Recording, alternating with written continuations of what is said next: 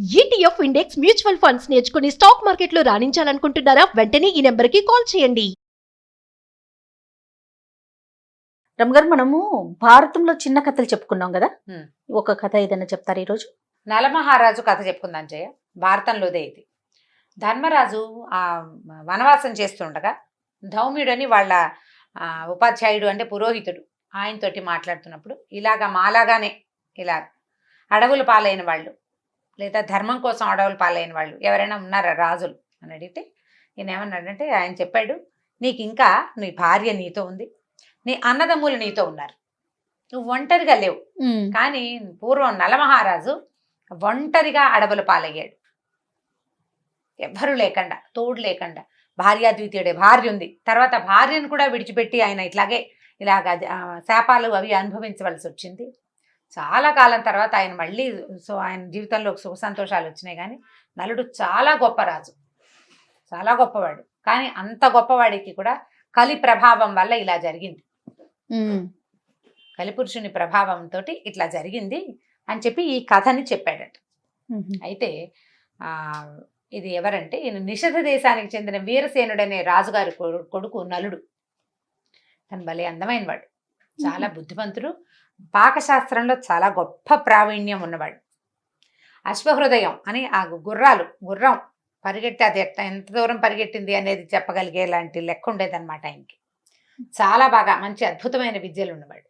అయితే ఒకనాడు ఆయన తన ఉద్యానవనంలో తిరుగుతుండగా ఒక సరస్సు దగ్గర ఆయన రాజహంసల్ని చూశాడు. హంసలు చాలా బాగుంటాయి, అవి మానసరోవరం నుంచి వస్తాయి, స్వర్గం నుంచి, మానసరోవరం నుంచి, కైలాస పర్వతం దగ్గర నుంచి ఇట్లా వ్యాహ్యాళికి వస్తాయి అన్నమాట. మామూలుగా పక్షులు తిరుగుతుంటాయి కదా. అయితే ఈ హంసల్లో ఒక హంసని పట్టుకున్నాడు ఆయన. అది చాలా అందంగా ఉంటుంది, బాతులాగానే ఉండి, బాతు చిన్నగా ఉంటుంది కదా, బాగా పెద్ద సైజు బాతు, బంగారపు రంగుల రెక్కలు అవి ఉండి మానవ భాష మాట్లాడతాయి. అవి ఎవరితో మాట్లాడితే వాళ్ళ భాషలో మాట్లాడగలవు, దైవత్వం కలిగిన హంసలు అన్నమాట. ఆ రాజహంసను పట్టుకున్నాడు. దాని సౌందర్యానికి ఇదిగా ముట్టుకుంటుంటే ఆ సంతోషం కలిగి వదిలిపెట్టల. మిగిలిన హంసలన్నీ అక్కడక్కడక్కడే తిరుగుతున్నాయి, వదలటల్లా ఈయన.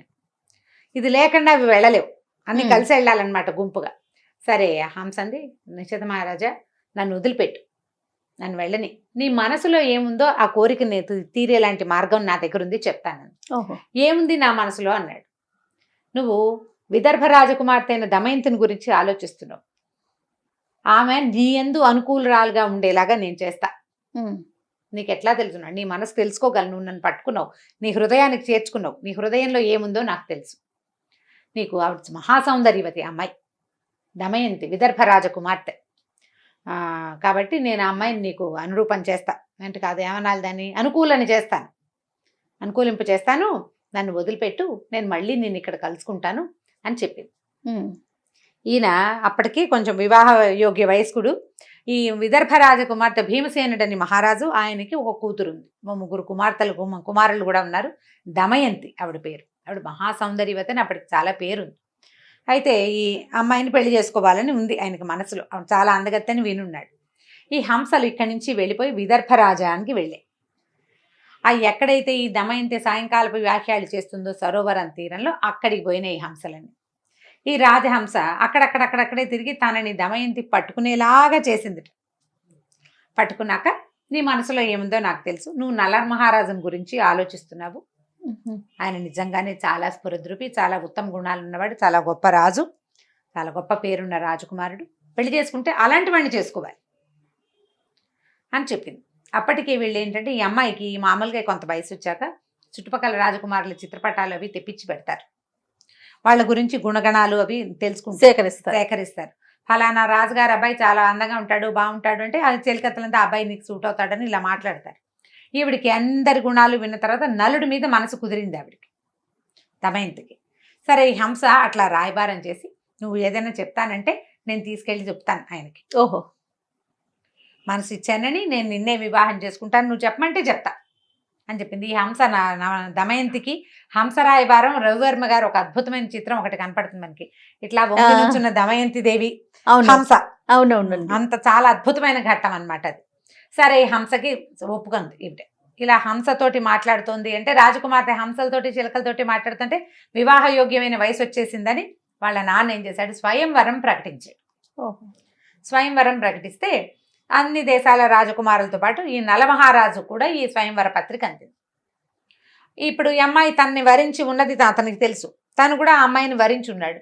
వెళ్తే తననే పెళ్లి చేసుకుంటుందన్న ఉద్దేశంతో ఈయన బయలుదేరాడు.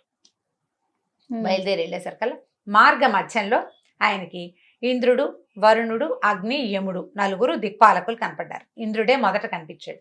కనిపించి నలమహారాజా ఏమిటి నీ సంగతి ఏమిటి మాట్లాడాడు.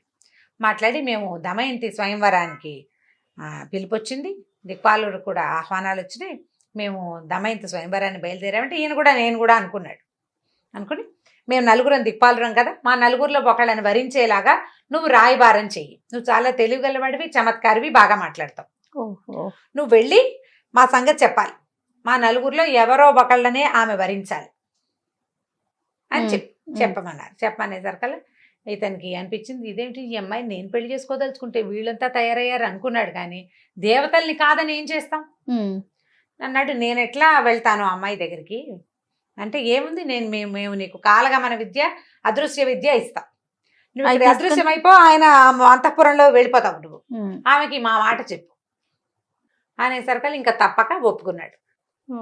ఒప్పుకుని వీళ్ళు ఇక్కడ అదృశ్యం చేశారు, అక్కడ ప్రత్యక్షం చేశారు.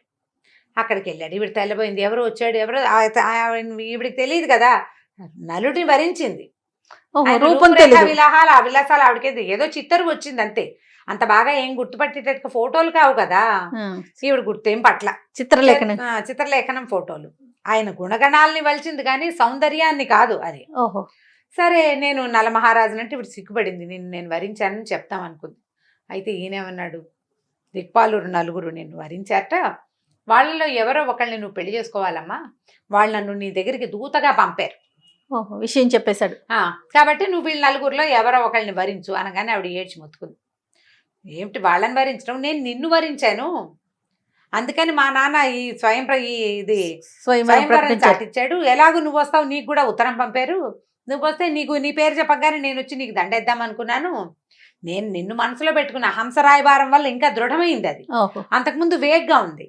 హంస వచ్చి చెప్పింది, నువ్వు నన్ను గురించి ఆలోచిస్తున్నావని, నువ్వు చాలా అందగాడివని, నువ్వు కళ్యాణ గుణాలు ఉన్నవాడివని తెలుసుకుని నేను నీకు మనసు ఇచ్చాను, నిన్ను మనసులో పెట్టుకుని వాళ్ళని ఎవరినో నేను ఎందుకు పెళ్లి చేసుకుంటా, నేను చేసుకోనంది అనేసరికల్ నేను చచ్చిపోతానని అనేసరికల్ ఈయన అన్నాడు, అమ్మ ఎలా చచ్చిపోతావు, అగ్నిలో దూకేవనుకో అగ్నిదేవుడికి దొరికిపోతావు, నీళ్లలో దూకితే వరుణుడికి దొరికిపోతావు, నువ్వు ఏం చేసినా మరణించి యముడినే చేరుతావు, అసలు నీకు మరణించాలన్న ఊహొస్తేనే ఇంద్రుడికి దొరుకుతావు, నువ్వు ఇంద్రుడు సర్వాంతర్యామి, మానవుల మనసు ఏ పోకడలు పోతుందో అవన్నీ ఇంద్రుడి అధీనంలో ఉంటాయి, నువ్వు ఏం చేసినా నువ్వు వాళ్ళకే దొరుకుతావు, ఆ బాధ ఎందుకు, బతికుండే తీసుకోవచ్చు కదా ఈ అవకాశం, నువ్వు హాయిగా మానవుణ్ణి నన్ను వరించి నువ్వేం చేస్తావు, వాళ్ళకి మరణం లేదు, నిర్జరులు వాళ్ళు, ముసల్తనం లేదు, తర్వాత ఏమో అమరుడు, మరణం లేదు, ముసల్తనం లేదు, నేనేముంది అయిపోతాను తొందరగానే.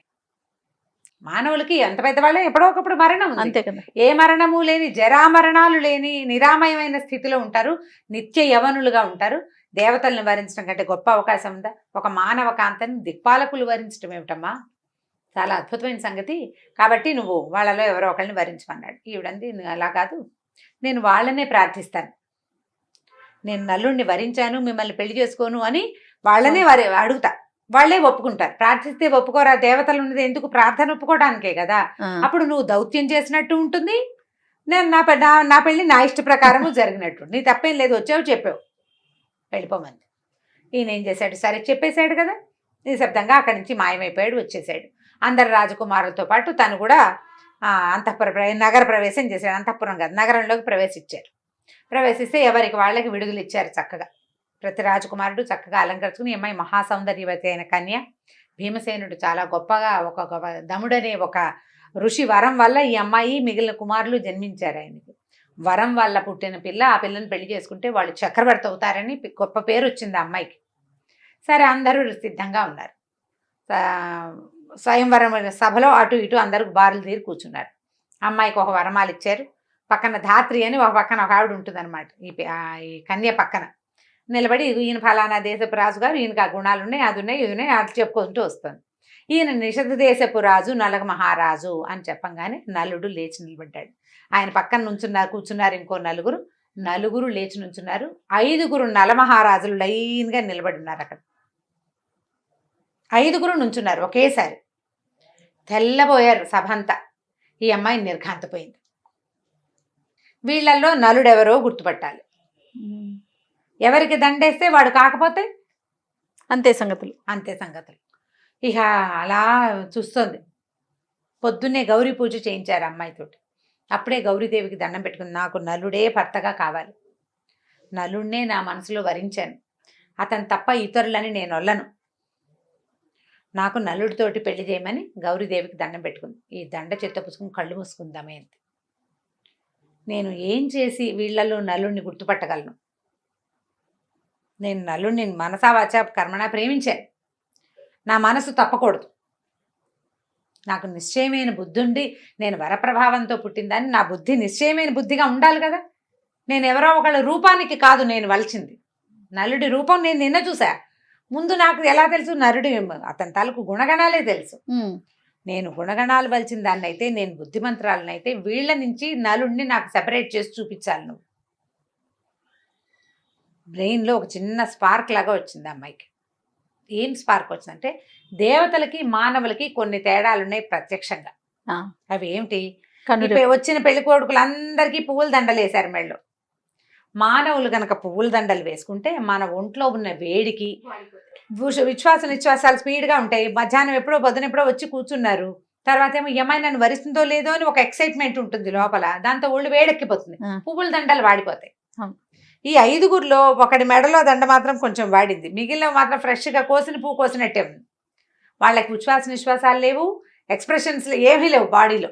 తర్వాత చెమట పొయ్యదు, కళ్ళు ఆర్పదు, బ్లింకింగ్ ఉండదు కదా. అనిమిషులు వాళ్ళు.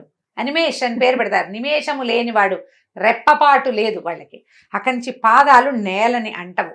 ఒక్క రవ లేచి పైకుంటారు. నేల మీద నిలబడితే చెప్పులు వేసుకుని నుంచున్నారు. నేల మీదకి ఇట్లా రావు పాదాలు, కొద్దిగా పైకుంటాయి. చాలా కొంచెం మెల్లిగా పరిశీలించుకుంది. ఈ దండ వాడి స్థిమితంగా నేల మీద నిలబడి రెప్పలారుస్తూ తన వైపు చూస్తున్న నలుడిని గుర్తుపట్టి దండ ఎత్తి మెళ్ళ వేసి. ప్రజలంతా చప్పట్లు కొట్టారు. ఈ పక్కనున్న 4గురు తమ రూపాల్లోకి వచ్చేసారు. వచ్చేసి శభాష్ అన్నారు. నలుడు మేము స్వయంవరం చూడ్డానికే బయలుదేరాం. నలమహారాజు గొప్పతనం తెలుసుకోవటం కోసం, అతని పట్ల ఈ అమ్మాయికి ఎంత ప్రేమ ఉందో తెలుసుకోవటం కోసం. రెండోది, తను ప్రేమించిన అమ్మాయిని దిక్పాలుడికి ధారపోయటానికి సిద్ధపడే ఆ మనస్తత్వానికి, అతని ధర్మ పరిరక్షణ గురించి అతను ఎట్లా ఆలోచిస్తాడో తెలుసుకోవడం కోసం ఈ ప్రయత్నం చేశామని చెప్పి వీళ్ళిద్దరినీ దీవించారు. నలుడు దమయంతి వివాహం చేసుకున్నారు. నల దమయంతుల వివాహ కథ చాలా గొప్ప కథ. ఈ కథ తర్వాత ఎట్లా వీళ్ళిద్దరూ రాజ్యం చేశారు, ఎట్లా నలుడు అడవుల పాలయ్యాడు, మళ్ళీ దమయంతిని ఎట్లా సాధించాడు అనేవి ఇంకొక 2-3 కథల్లో మనం వినొచ్చు. ఇది కళ్యాణం. తర్వాత వీళ్ళిద్దరూ నిషేధానికి వెళ్ళిపోయి రాజ్యం చేసుకుంటున్నారు. సంతానం కూడా కలిగింది. 2 పిల్లలు పుట్టారు. ఈ సమయంలో తర్వాత ఏం జరిగింది అనేది మనం ఇంకో కథలో తెలుసుకుందాం. తప్పకుండా రమ్మ గారు. నమస్తే అండి. నమస్తే.